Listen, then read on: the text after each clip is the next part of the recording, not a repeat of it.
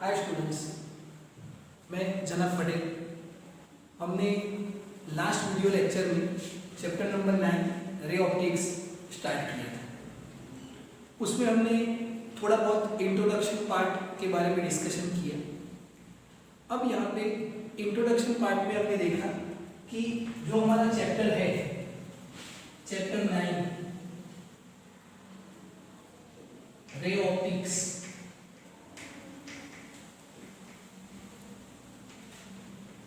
उसमें रे का मतलब क्या होता है। तो हमने देखा कि स्ट्रेट लाइन और ऑप्टिक्स मींस लाइट। जब लाइट स्ट्रेट चलती है तो उसको हम बोलते हैं रे ऑप्टिक्स। याद रखना, समझना इसको कि लाइट जब स्ट्रेट चलती है तो उसको हम क्या बोलते हैं, रे ऑप्टिक्स। रे का कोई दूसरा मतलब नहीं है, कोई उसका डेफिनेशन नहीं है, but when light goes to straight then we say it's a ray path. Okay, then ray optics. उस लेक्चर में हमने देखा कि जब लाइट स्ट्रेट लाइन में चलती है और किसी ऑब्जेक्ट को स्ट्राइक करता है लाइट, तो उसमें कौन सी प्रॉपर्टीज हमको देखने मिलती है। तो हमने 3 प्रॉपर्टीज के बारे में डिस्कशन किया था, रिफ्लेक्शन, रिफ्रैक्शन और एब्जॉर्प्शन। इन तीनों को हम बारी बारी स्टडी करेंगे, ज्यादातर रिफ्लेक्शन और रिफ्रैक्शन को। तो उसमें हमने पहले देखा रिफ्लेक्शन। रिफ्लेक्शन क्या है? तो लाइट जब एक मीडियम में से जाती है और ऑब्जेक्ट को स्ट्राइक करके उसी मीडियम में वापस आती है तो उसको हम बोलते हैं रिफ्लेक्शन, रिफ्लेक्ट होना।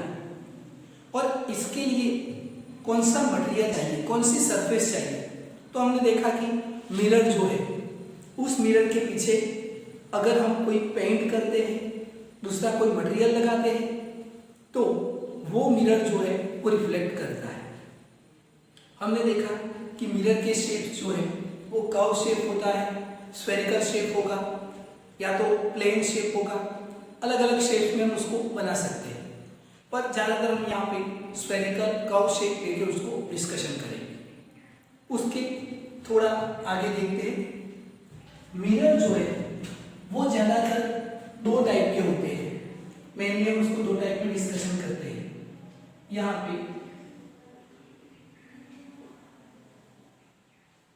2 types of mirror. First one, concave mirror. तो कॉन्केव मिरर किसको बोलेंगे? जिस मिरर में यहां पे देखना, मान लो कि मैंने ये मिरर लिया ऐसे। ये मिरर जो है वो हमने कर्व मिरर लिया है ऐसे। अब इसमें अगर मैं उसकी आउटसाइड मीन्स ये जो बाहर वाला साइड है उसको अगर मैं रफ कर देता हूं, वहां पे मैं कोई कोटिंग करता हूं, सिल्वर कोटिंग या, तो ये जो है बाहर की सरफेस रफ कर दी तो इसका अंदर का सरफेस स्मूथ है। तो जिस मिरर में इनसाइड सरफेस स्मूथ होती है उसको हम बोलते हैं concave mirror. In mirror inside surface is smooth and it's called a concave mirror. Okay, अब यहां पे मान करते हैं इनसाइड सरफेस स्मूथ होना चाहिए। Second one,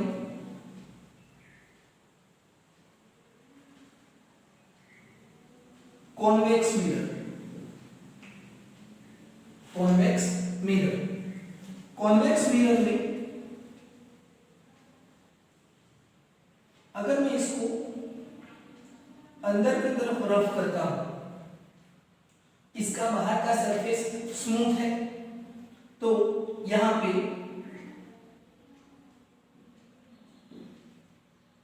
outside surface is smooth. ये आपको सिर्फ याद रखना है। तो एक 2 टाइप के मिरर के बारे में हम डिस्कशन करते हैं, कॉन्केव मिरर और कॉन्वेक्स मिरर। इसमें आउटसाइड और इसमें सॉरी इनसाइड सरफेस स्मूथ होता है और इसमें आउटसाइड सरफेस स्मूथ होता है। अब यहाँ पे हमको थोड़ा इससे आगे जाके हम रिफ्लेक्शन के बारे में डिस्कशन करेंगे, तो दोनों मिरर के बारे में बहुत अच्छे से स्टडी करेंगे। मिरर हमको कहाँ से मिलता है, उसमें कौन से पार्ट होते हैं, उसका नोमेनक्लेचर क्या होता है, वो हम बारी बारी स्टडी करेंगे। पर उससे पहले हमको ये देखना है कि कोई भी चीज को हम कैसे देख सकते हैं, कोई भी चीज को हम देख कैसे सकते हैं।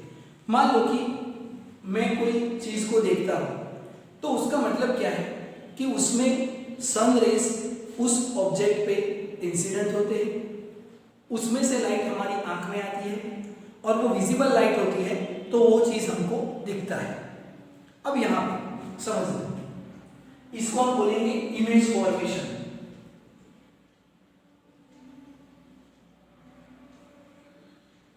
Image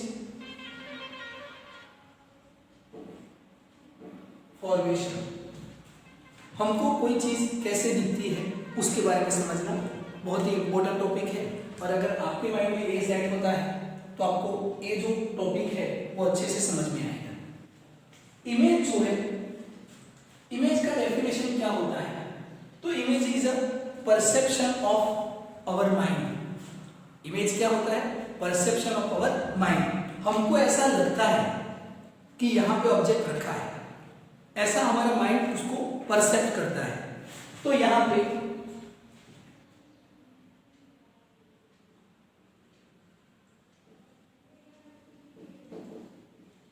perception of an object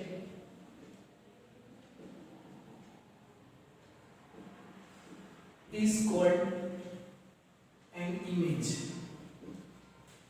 perception का मतलब क्या होता है, तो जैसे यहां पे कोई चीज है, ऐसा हमको लगा, हम टच करते हैं तो वहां पे नहीं भी है और है, तो इसको हम बोलते हैं परसेप्शन। कभी कभी वो चीज ओरिजिनली वहां पे रखी होती है और कभी कभी उसका इमेज देखने को मिलता है। अब ये जो इमेज है वो दो टाइप के होते हैं, एक रियल इमेज और दूसरा वर्चुअल इमेज। तो यहां पे समझना,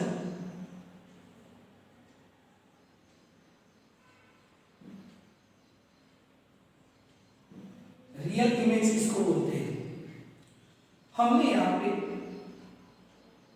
एक कैंडल रखा हुआ है, इसमें से एक रेज यहां से और एक रेज ऐसे है। हम यहां से देखते हैं, हमारी आंख हमने यहां पे सेट की और इसमें हम देखते हैं।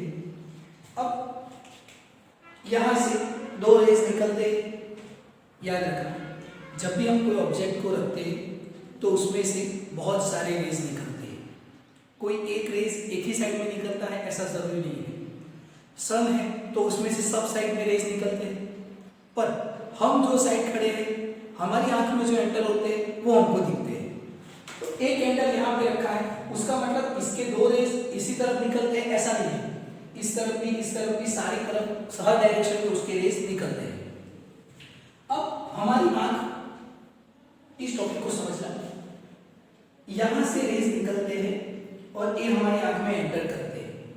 तो हमारी आंख क्या करती है, उस रेज को बैक ट्रैप करती है, इसको बैक ट्रैप करेगी और इन दोनों रेज को ऐसे पीछे की तरफ फोर्स लगाती है। ये दोनों रेज यहाँ पे आके इंटरसेक्ट होते हैं, क्रॉस होते हैं। तो हमारी आंख क्या मानती है कि इसका ये जो ऑब्जेक्ट है वो यहाँ पे रखा हुआ है, और आप यहाँ पे देखते हो कि ऑब्जेक्ट भी यहाँ पे है और उसका इमेज भी हमको वहीं पे देखने को मिलता है। सेकंड पॉइंट, मान लो कि मैंने एक कैंडल यहाँ पे रखी है, एक कैंडल मैंने यहाँ पे रखी और यहाँ पे एक हमने मिरर रखा और यहाँ पे बीच में हम एक कर्टन रख देते हैं जिससे ये लाइट इस तरफ नहीं जा सकती। अब इसमें से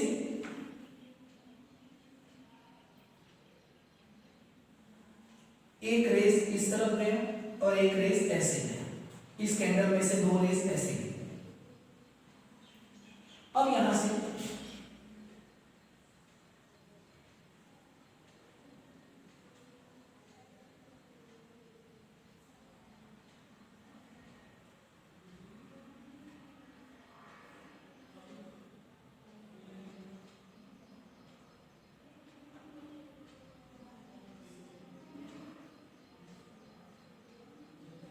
यहां से देखते हैं। अब हमारी आंख इन दोनों को बैकट्रैक करती है, तो एक समझना भी इसको ऐसे, ये दोनों यहां से जाके इस डायरेक्शन में पीछे की तरफ यहां पे ऐसे क्रॉस होते हैं। तो हमको एक एंगल कहां पे दिखेगी? यहां एक एंगल हमको यहां पे दिखी, पर एक्चुअली एक एंगल तो यहां पे, कैंडल यहां पे नहीं है, तो ये जो हमको दिखा उसको हम क्या बोलेंगे? इमेज। पर कौन सा इमेज? तो ये जो इमेज मिलता है उसको हम बोलते हैं वर्चुअल इमेज। हम यहां पे टच करेंगे तो यहां पे तो कैंडल है ही नहीं, पर हमको ऐसा लगा, ऐसा परसेप्शन हुआ कि यहां पे कैंडल रखी हुई है। पर याद रखना है कि अगर अब इन दोनों को हम कैसे याद रखेंगे? इन दोनों को हम कैसे याद रखेंगे कि रियल इमेज किसको बोलेंगे और वर्चुअल इमेज किसको बोलेंगे? तो याद रखना है इसको, अगर मैं एक एक्चुअली इंटरसेक्ट होते हैं तो इस इमेज को क्या बोलेंगे? Yes, real image. और अगर हम इसको पीछे की तरफ बैकट्रैक करके इंटरसेक्ट करवाते हैं तो इसको क्या बोलेंगे? Virtual image. याद रहेगा? समझ में आएगा?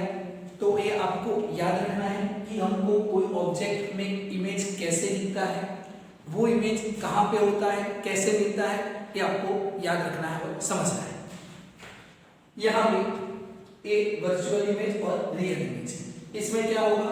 एक्चुअली इंटरसेक्ट, और इसमें एक्चुअली इंटरसेक्ट नहीं होता है। ओके, तो ये दोनों जो इमेज है वो आपको याद रखना है, इसको हम बोलते हैं इमेज फॉर्मेशन। अब ये जो इमेज है वो कभी कभी हमको बड़ा भी दिखता है, कभी कभी छोटा भी दिखता है, या आप ऐसे डायग्राम बना सकते हैं, बरोबर है? अब इसमें हम आगे देखेंगे कि ये मिरर जो है वो हमको कहां से मिलता है। ये जो कर्व मिरर है वो हमको कहां से मिलता है? कर्व मिरर हम यूज करेंगे तो उसके साथ कौन से नोमेनक्लेचर हमको यूज करने चाहिए, कौन से वर्ड्स उसके साथ जुड़े होते हैं, जिसको हम स्टडी करेंगे तो हमारे माइंड में ये टॉपिक जो है बहुत अच्छे से समझ में आएगा। तो ये आपको याद रखना है, इमेज फॉर्मेशन। Thank you.